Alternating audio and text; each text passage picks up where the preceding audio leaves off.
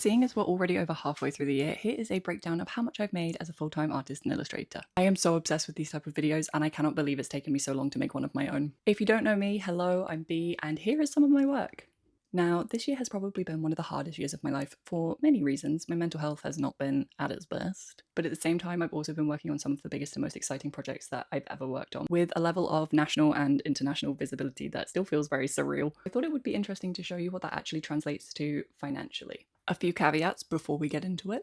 These numbers are total revenue, not profit, so they're all before things like tax, studio rent, pension contributions, material expenses, stock costs, and everything else that comes along with running a creative business, so the actual profit is often less than half.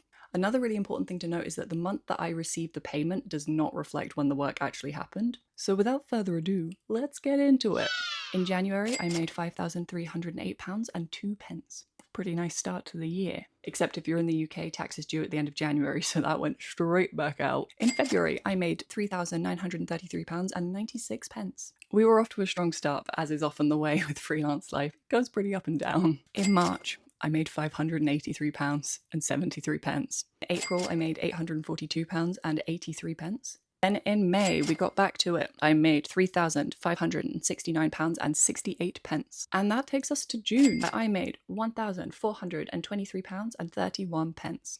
I will say the January-February time is usually a lot quieter for me, which makes sense about why I made so much less in March and April. I've been working pretty much flat out through May, June, July. So a lot of the recent work you might have seen me doing, I may not have been paid for yet. I'm expecting those payments through the second half of the year. And that has been the first 6 months of 2026 for me. Honestly, reading some of these numbers is wild to me because before I was illustrating, I was working in a restaurant on like $7.50 an hour. I am someone who fully bought into that whole narrative that because I do not come from a certain type of background or my parents aren't in the industry, that I would never ever be able to sustain myself as an artist. So to be able to sustain myself doing something I love so much and that is so important to me is so special, and I'm so grateful. Okay, thank you. Love you.